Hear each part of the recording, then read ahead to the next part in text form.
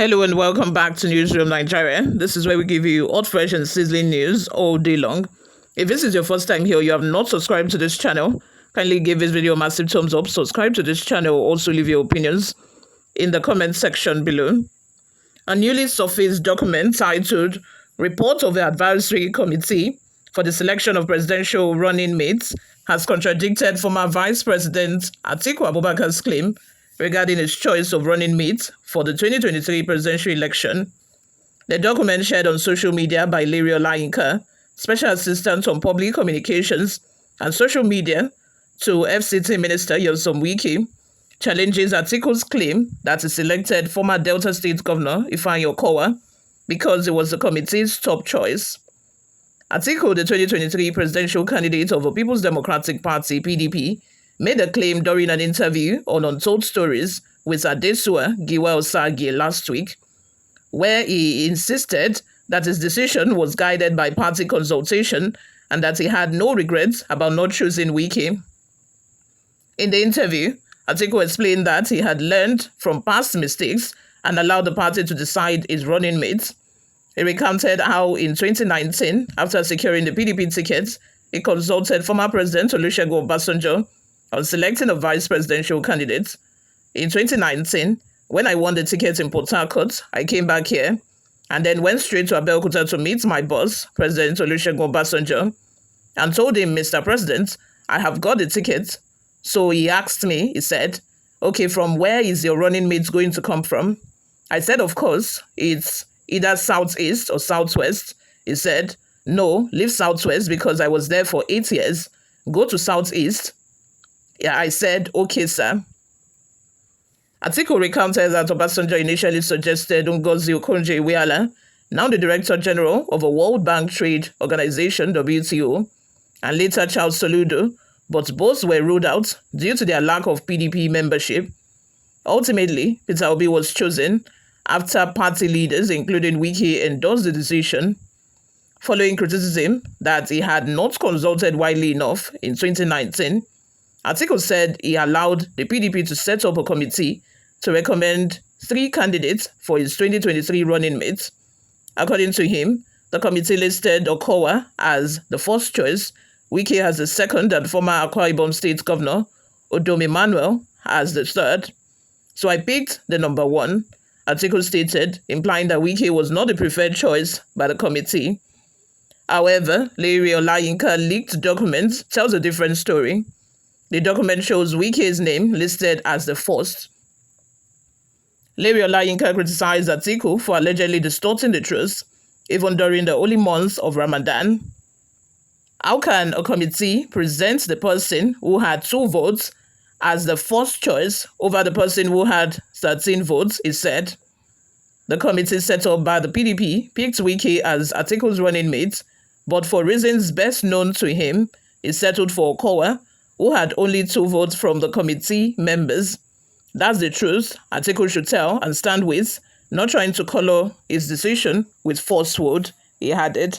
I think that Atiku knows fully well who Wike is. He knows that Wike is a very troublesome person. Imagine if he had picked Wike to be his vice presidential candidate. Imagine, and they have little disagreements. Imagine how much Wike would have gone in to drag Atiku. Imagine. So I think that in order to forestall all of the troubles, all of that kind of wahala, take for example the kind of wahala that Wike is, dragging with Fubara in Rivers State. Imagine all of that. Imagine the controversy that would have happened. Maybe probably they differed in, opinions or decision. And, from the disagreements, Wike just, started organizing interview, granting press conference and, antagonizing Atiku. Can you imagine what would have happened? So I think in order to forestall all of that, Atiku, decided to peacefully, he went for the peaceful option. He chose peace instead of violence. Which I'm not surprised, I'm not surprised because most people suspected that, Wike could have been the first choice as at then, but, Atiku have been insisting that Wike wasn't the first choice, but now we have the document. I'm even staring at it as I speak. Wike's name actually came first, followed by Okowa, and then lastly, the third person, Governor Emmanuel Udom. Let's have your thoughts and opinions in the comment section. What do you all think of this? Before we go, guys, let's take a look at some of the reactions we got online. Adaba Vera says, all these are past tense. Wike is now in PDAPC. And he's happy where he is and feeling the misunderstanding in PDP.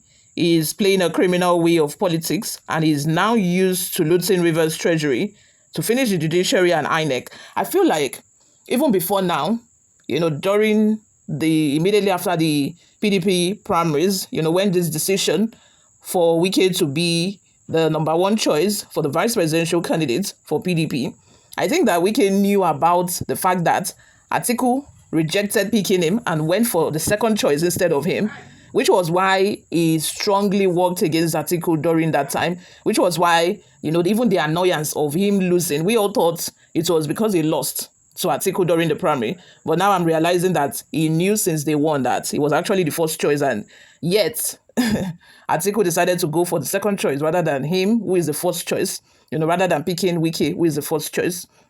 I think that he knew all of that then, which was why he decided to work against Atiku in the 2023 presidential election. Moving on, Oluwome says, Wike is not a good product for anybody that wants to be successful in government.